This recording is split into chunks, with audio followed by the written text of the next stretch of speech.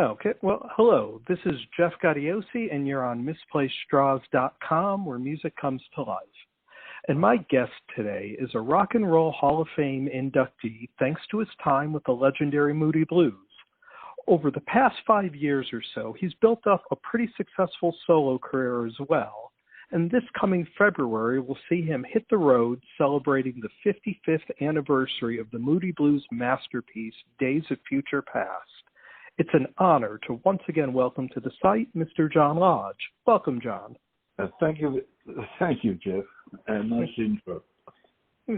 Now, Days of Future Past, it's a landmark in so many ways. It was the first Moody Blues record to feature yourself and Justin Hayward. It essentially created progressive rock by combining rock with orchestral elements, and it contains one of the classic songs in rock history with Nights in White Satin.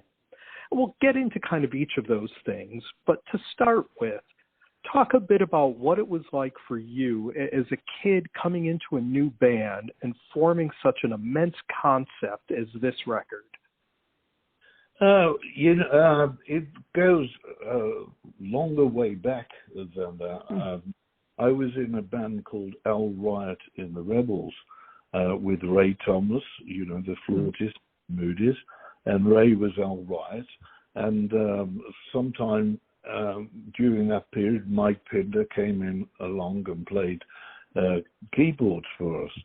So when I joined the Moody Blues in 1966, I already knew two guys really well.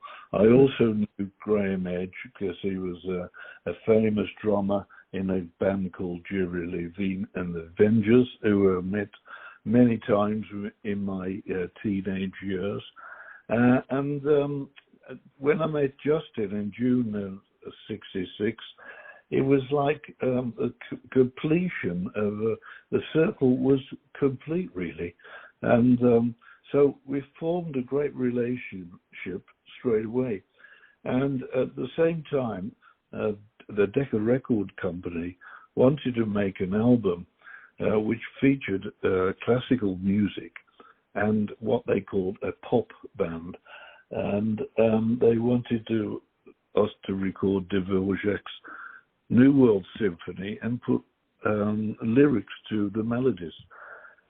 We thought it was a great opportunity, basically, to record our stage show.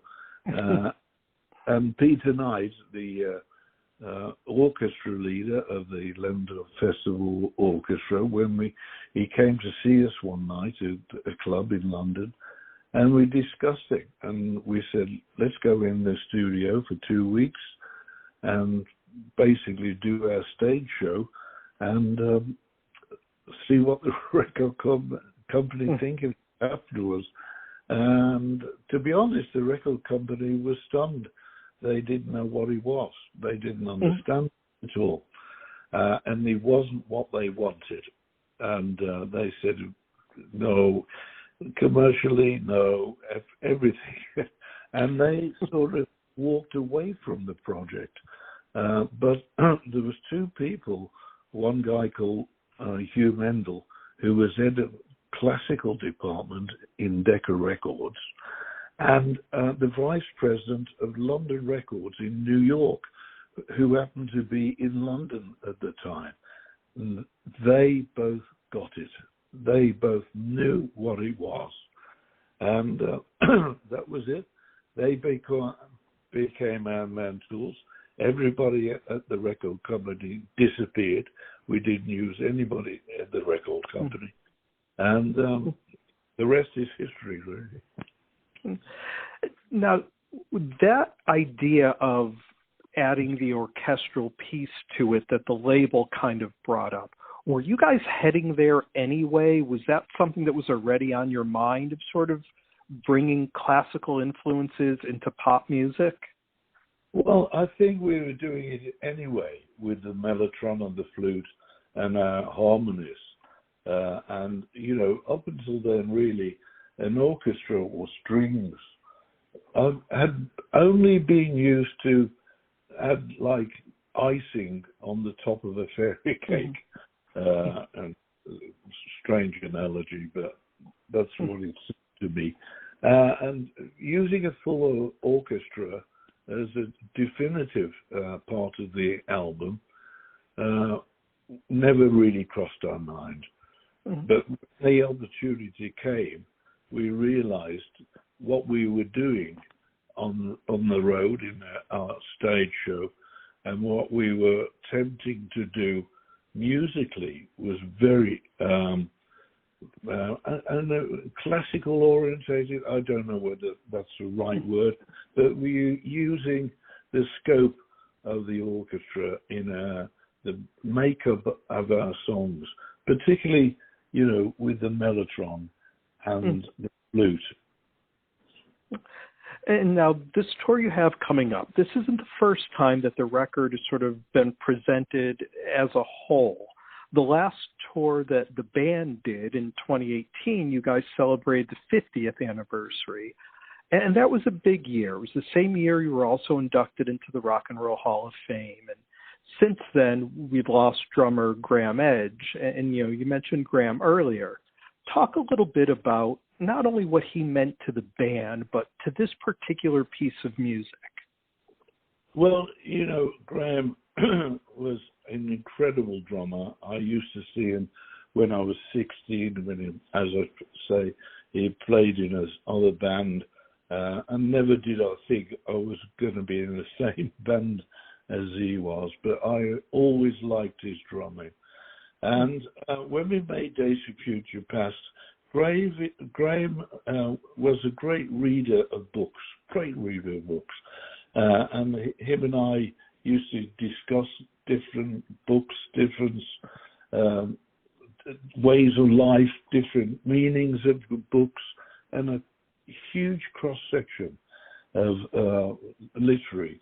And Graham was an incredible poet. And when we recorded the album, we realized we needed something that would bind it all together. And Graham said, I could do it. And he wrote, the classic poetry, which will last forever on Days of Future Past. And just before Graham died, with his passing, I was with Graham, and I said to him, what I was going to do with Days of Future Past, and he loved the idea, and he said, just keep it going, John, keep it going. Mm-hmm. And just previous as that, he'd recorded the poetry for me for stage, because I said to Graham, you'll always have a place on stage with me, because although he'd written the poetry, he'd never recorded it. And I got him in the studio and recorded the poetry for him, Breathe Deep, The Gathering Gloom. And it was wonderful. And it features, and I filmed Graham doing it. So I'm going to feature Graham on stage, not only audially, but with a video of him narrating the poem. That's amazing. And again, that sort of brings us to this tour. And from what I could see, you guys, it's not just going out and playing the record. You're really putting together kind of a unique show around it. You mentioned Graham will be featured. You also have another very special guest in Yes vocalist John Davidson. What's your vision as to the stage show for this tour? Well, the Moody's, as you rightly said, we did a short tour with Days of Future Past in 2018. And unfortunately, we didn't continue with it. Whatever reason, but I was really disappointed, because I really enjoyed being on stage performing the album, and I think it's a very important album for the Moody Blues and for the history of British rock or world rock, really. And so I've been playing on stage some of the songs from Days of Future Past. And about a year ago, I decided what it would be like to perform the whole album on stage. So I started recording everything again. And John Davis then came along and recorded a couple of songs with me. And I've got Graham on video. And we realized this show could really work. And I'm really excited about going on stage again and performing Days of Future Past. I think it's a project, a piece of music that I want to continue sharing with the world. You know, we've made so many albums since then, and it's not a retrospective look. It's really a celebration of the album, 55 years of Days of Future Past. And who else will be joining you in your band? My band is a 10,000 Light Year band. It's Alan Hewitt, who was a keyboard player for like 15 years with the Moody Blues and has been with me 5 years. He's my musical director, Alan. A guitarist is from Detroit called Duffy King, fabulous guitarist. I have a cello player called Jason Charbonneau, also from Detroit. And the cello adds some really bottom-end rock and roll for me. It's really, really interesting combination. And on drums, I've got Billy Ashbrook, which is drummer in the Moody Blues for 5 years, and also with Justin Timberlake and InSync. And it's a fabulous band. They're fabulous musicians, and they really enjoy playing my music, or Moody Blues music. And when you and I last spoke in October of 2018, like I said, you were just finishing up that last Moody Blues tour, and you were still fairly new to solo touring. You were just about to release the live record.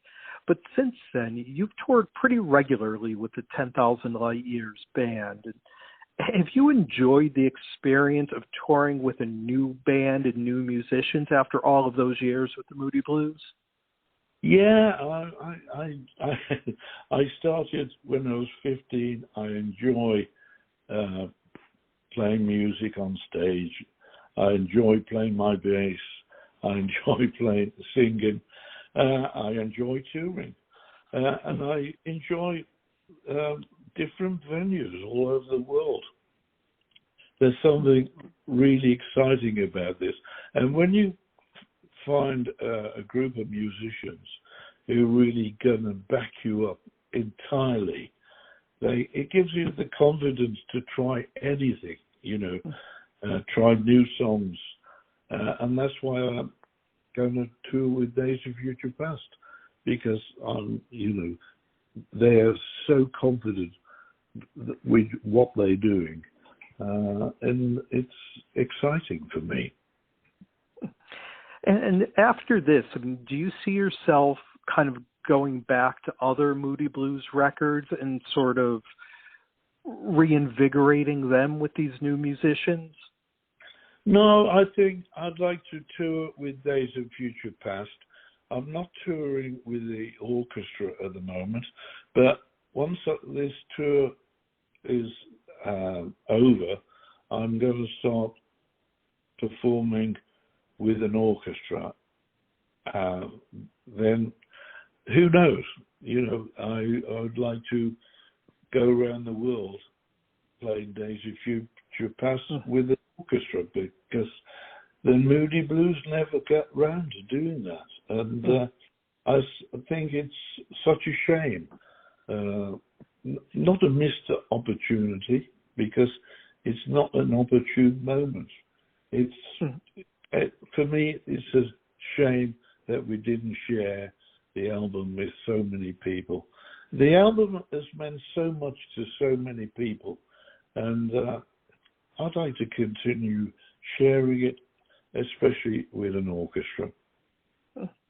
Yeah, and as much as fans love the classic material, your solo record from a few years back, 10,000 Light Years Ago, was really strong and really well received. In addition to the work you're doing with Days of Future Past and a possible orchestra, do you see yourself recording new music as well? Well, over the last couple of years, particularly through COVID, I recorded 2 new songs, which I don't know whether were released in the US, but they did very well for me in the UK. So I think they'll feature on the new album somewhere along the line. I think Days of Future Past with John Lodge and John Davison, I think we'll add the new songs to that as well at some time, you know. Mm-hmm. Yeah, and we talked about that 2018 live run with the Moody Blues, and that was the last time the band played live. With the loss of Graham, do you ever see the band reforming and you and Justin and whoever else is joining you performing as the Moody Blues again? No, I don't think so. Justin's made his mind up what he wants to do, and I'm a Moody Blue and always will be a Moody Blue. So I think Graham would have given us his blessing to carry on as a Moody Blues, and so that was not part of the arithmetic, really. No, as I say, I am a Moody Blue and always will be a Moody Blue. And I thank the Moody Blues as a whole for giving me this opportunity and this life in a very progressive rock band. Mm. Well, we've been spending some time here with the legendary John Lodge. The Days of Future Past tour hits the East Coast in the U.S. here between February and March of 2023. Personally, I can't wait. I will be at the Hartford show to check you out. I'm looking forward to it. John, thank you so much for taking the time to do this. This record and your music means so much to so many people that it's great to have you out there bringing it back for all of us to experience again. Thank you, Jeff, and good luck to you, and thank you for the interview. You're very welcome. Thank you. We'll see you in Hartford. Bye. Thank you.